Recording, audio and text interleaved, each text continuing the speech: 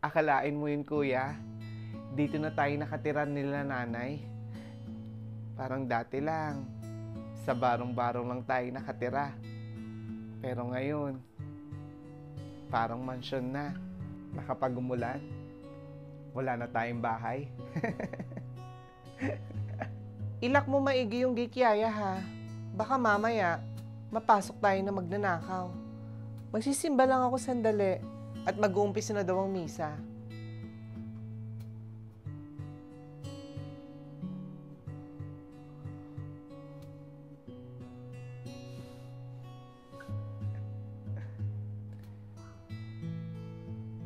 Mga pamangkin, anong ginagawa niyo dito? Paano kayo nakapasok dito sa village nang hindi dumadaan sa akin? Ako lang naman kasi ang kamag-anak niyong nakatira dito. Tapos hindi ko malalaman. Anong ginagawa niyo dyan sa malaking bahay? Mga magnanakaw kayo, no? Sabi ni. Ano ba naman to si Grace? Sinisira ang pangalan namin. Huwag niyo sabihin. Diyan kayo nakatira. Mayayaman lang ang nakakatira dito. Napaka-imposible naman yun, mga pamangkin. Diba, kakagraduate mo lang ng high school nakaraan. Kaya, napaka-imposible biglang yaman naman kayo. Saan kayo kukuha ng pera? Mga adik siguro kayo, no? Sabihin na lang natin, tita, mayaman ka ngayon. Pero, mas doble ang yaman namin. Bakit?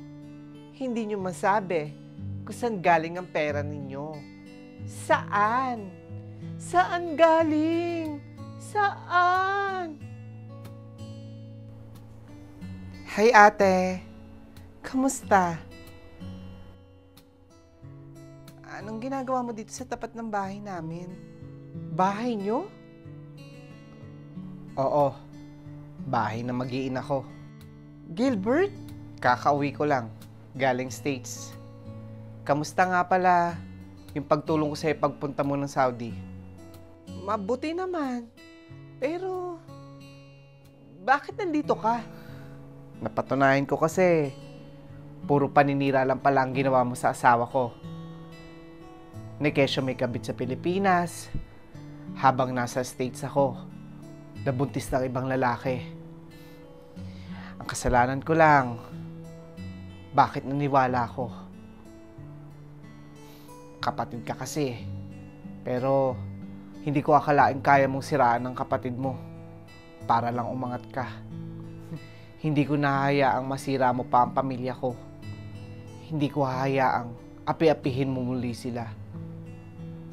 Kung hindi ka paalis sa harap ng bahay ko, magtatawag ako ng security at sasabihin kong magnanakaw ka, kagaya ng ginawa mo sa mga anak ko.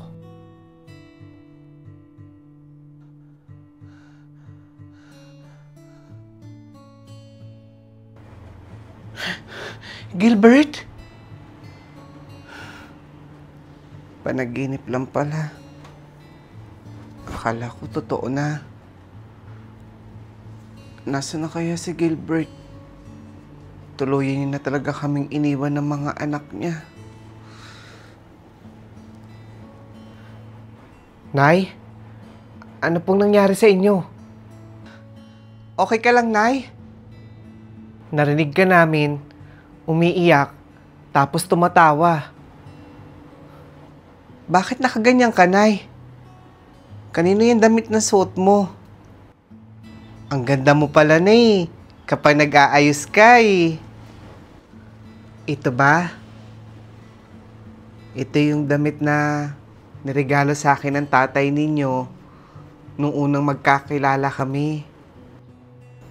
Napanaginipan ko nga siya eh. Binalikan niya na daw tayo. Tapos, pinatira sa malaking palasyo. At ngayon, umaasa pa rin kayo na babalik si tatay? Pwede ba, Nay? Huwag na kayong umasa na babalik pa si tatay. Matagal ko na siyang pinatay sa puso't isip ko. Kaya kung babalik man siya, wala na siyang babalikan dito. Pero kuya, siya pa rin kasi ang tatay natin eh. Hindi man siya naging mabuting ama para sa atin. Malay mo, magkatotoo yung panaginip ni nanay. Na babalik si tatay. Tapos, mabubuo ulit ang pamilya natin. E di, hindi na tayo magugutom. Hindi na tayo malilipasan. Hindi na tayo magbubungkal sa basura para lang may makain. At lalong-lalo na, hindi na maglalabada si nanay.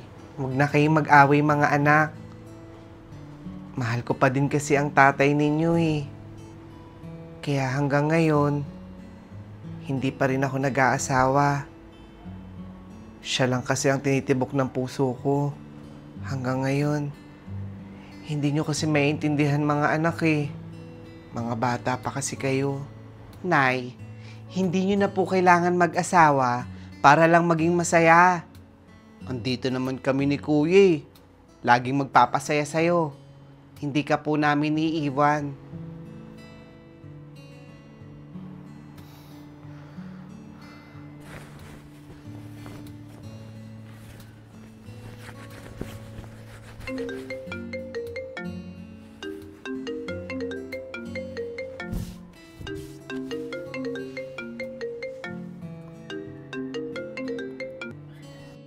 Grace, bakit ngayon mo lang sinagot ang tawag ko?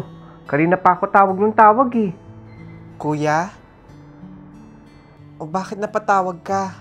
Si Ate Mirna, magpapaswimming daw para sa buong pamilya. Nakakahiya. Baka hindi na lang muna kami sumama. Ano ka ba? Hindi pwedeng wala ka dun. Para buo tayo sa picture magkakapatid. Kailan ba yan? Mamaya ng alas 5 ng hapon. Kaya mag-ayos na kayo. Sa Maligaya Park ang meet-up place. Doon na lang tayo magkita-kita mamaya.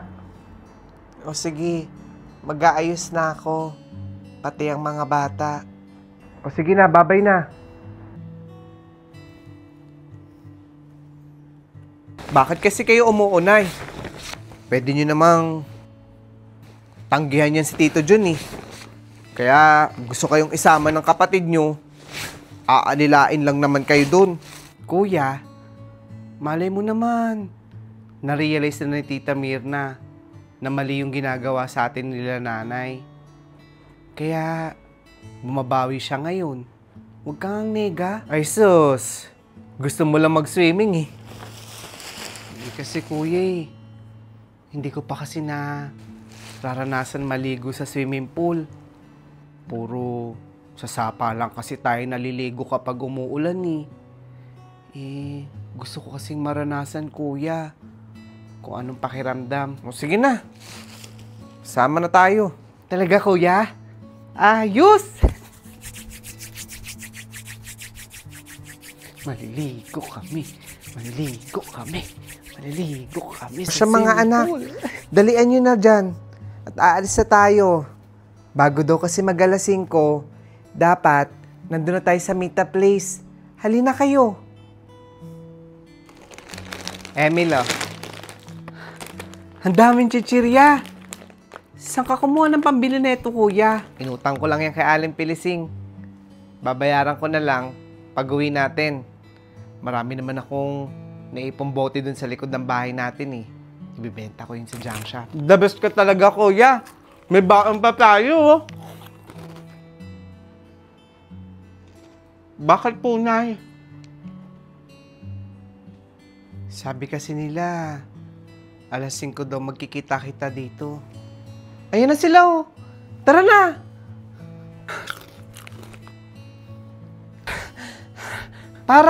Teka! Kasama po kami! Kasama po kami!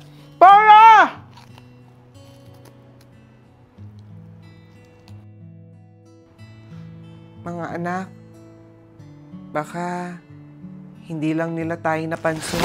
Nay naman eh. Ayan oh, muntik na nga tayong masagasaan, kakahabol sa kanila. Hindi pa din tayo nila napansin? O ayaw lang talaga nila tayong isama? Manong, bilisan mo nga mag-drive.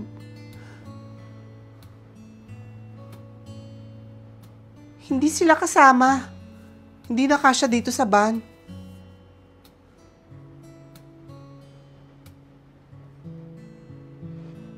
Ano ba? Sino ba dapat ang masunod? Ako ba o ikaw? Baka hindi ko bayaran tong van na to. Naman pala eh. Dami-dami mong sinasabi dyan. Mga anak, gusto niyo ba talaga mag-swimming? Alam ko naman kung saan sila pupunta eh. Sige na eh. Sunod po tayo sa kanila. Baka nga tama ko eh. Baka hindi lang tayo nila napansin. Bahala kayo. Magnanay nga kayo.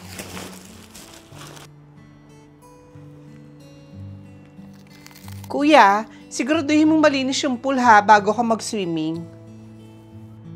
Ate, nag-commute lang kami ng mga anak ko. Hindi nyo ata kami napansin kanina eh. Pero ayos lang.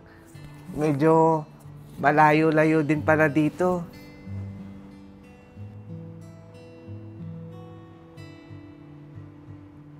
Tay?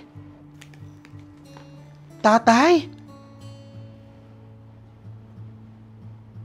Gilbert?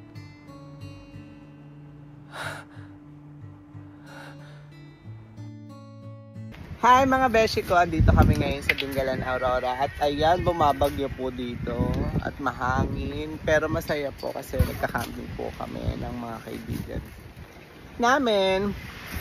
Ayan, inayos po namin dahil nabasa po ang aming mga gamit, mga beshi ko. Oh. Dito kami ngayon sa Dingalan. Sa may Carino Beach Resort to mga beshi ko. Tignan nyo mga beshi ko. Ililipot ko kayo dahil huwag nyo lang i-skip to Pre na nga tong video na to sa huling POV ko. Lagi na tayo magaganito mga beshi ko. Sa tuwing gagawa tayo ng POV, magdadagdag pa ako ng konting clip sa aking video. Kaya eto mga beshi ko, dito kami ngayon. Dito. Kaya kung sa mga campiners, ayan. Maganda din po dito sa may Carino Beach Resort. Yan. Mamaya maglo-low tide yan. Maglo-low tide po dito. Sa ngayon, medyo nawala-wala yung malaputik na tubig. Kanina kasing maaga, malaputik siya. Ayan mga beshi ko. Diba? Ang ganda. Ayan mga beshi ko. Tignan mo naman yung view. Pakita ko sa inyo mga beshi ko. Yan yung view dito mga beshi ko. Pag silip mo ng tent mo, yan ang makikita mo. Yan, diba? Ang ganda. Nature talaga ang atake mga beshi ko. Super ganda. Siguro relate ko to na mga 8.5 kumpara sa akin na yung place. Siguro sa iba mga 10 na, pero para sa akin mga 8.5 or 9, sige, mga ganon.